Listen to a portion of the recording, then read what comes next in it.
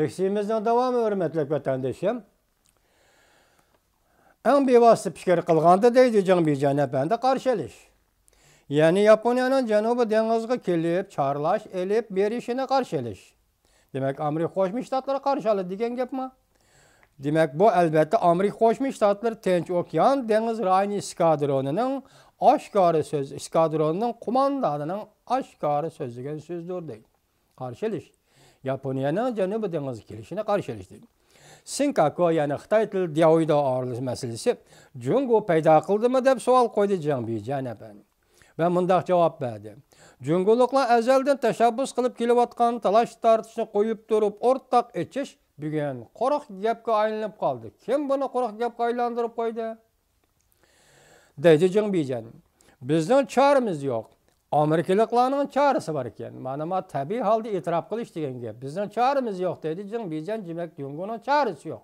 Lekin Amerikalıklarının çaresi var iken bu tabi itiraf kılış dedi. Yani Amerika, Japonya ittifakdaşlığı arkalık başvuruş ve Jungo'nu korşaş. Yani Amerika, Japonya ittifakdaşlığı arkalık başvuruş. Jungo'nu korşaş. Biz Deniz Okyan yüzüdün bu İpek yolu etişin teşebbüs kıldık dedi Cengbijan.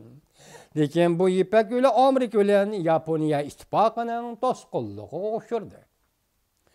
Şuna deyimiz ki Janub tarafta Asya Tinch Okyan vaziyetinin murakkablaşışının yıldızı yanıla Amerika'da deydi. Tadqiqatçı Cengbijan.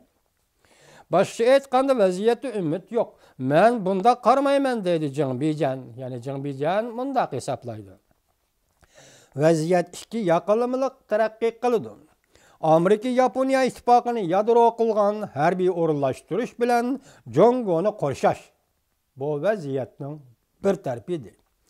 Vaziyetning ikkinchi tarafi bo'lsa iqtisod, savdo, tijorat, pul muomala, fan texnika, ma'rif jihati hamkorlik. Yani Jungo bilan mayli Yaponiya, mayli Amerika bilan bo'lsin, iqtisod, pul muomala mana bunda hamkorlik deydi. Birinchi vaziyat Yaponiya ittifoqi, Amerika Yaponiya ittifoqi bilan Jungoni qo'rshash. İkincisi yana hamkorlik, savdo, tijorat bilib turish. Bu elbette shundoq bo'ladi. Davlatlar savdo, tijorat, pul muomala munosabatlariga hargiz uzilmaydi. Hatta Ikkinchi dunyo urush davrida shundoq bo'lgan edi. Urush davrida shundoq bo'lgan edi. Hozir Cengbijan ansirab yuqorqi vaziyatni tahlil qilib, o Janubiy Osiyo, Janubiy dengiz vaziyatini biz paydo qilmadik.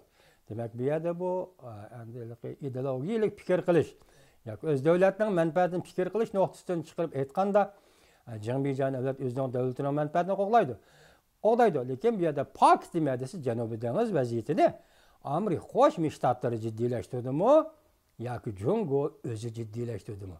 Bu rayonni 12 dengiz millidan olqib chiqib, bu rayonning vaziyatini jiddiylashtirgan, bu rayonda aral yasagan, xata tashlarni yasagan va bu yerlarni harbiylashtirgan. Jungo o'zi